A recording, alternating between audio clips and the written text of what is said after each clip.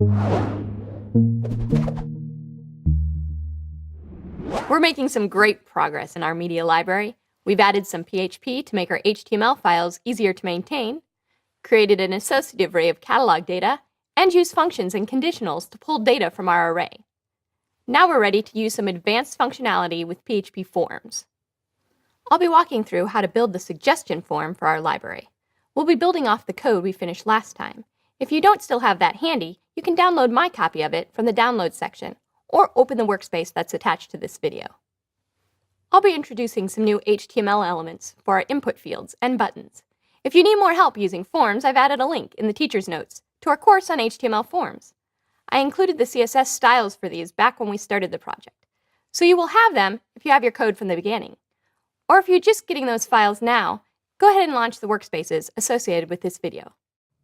Let's open the workspace attached to this video and go into suggest.php.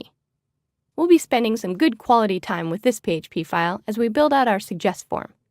Let's start off by adding some of the HTML I've defined for our page structure, wrapping the page content in a div with a class of wrapper.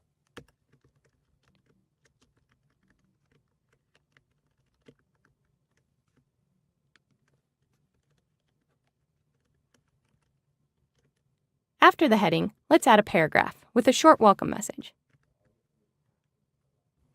If you think there is something I'm missing, let me know.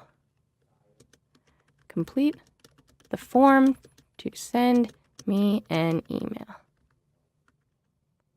We'll use another special character for the apostrophe. Ampersand RSQUO semicolon. Check the teacher's notes for more special characters. Now we need to create our form.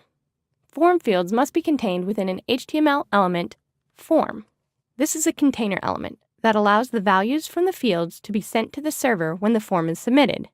There are two different methods the browser can use to send data to the server. We have already explored the get method when using our item ID and category links. While forms are technically able to use the get method, as a general rule, we don't want to submit form data through the get method. One of the main reasons is that it's very easy to modify query string data. Generally, you want to use the post method to submit form data to the server. Form method equal post. We can have multiple form fields in a single form. Let's add our first form field. Input type equals text. Each field will need a name attribute so that the server can tell them apart. We want the person filling out this form to enter their name here. So we'll give this first field a name attribute of name. A site visitor won't be able to see the name attribute, so they won't know what value they need to type into the field unless we tell them. There's an HTML element for this called label. The label element has a cool attribute that lets you relate the label to a specific input field. Your user field needs an ID attribute for this to work. So let's add an ID also equal to name.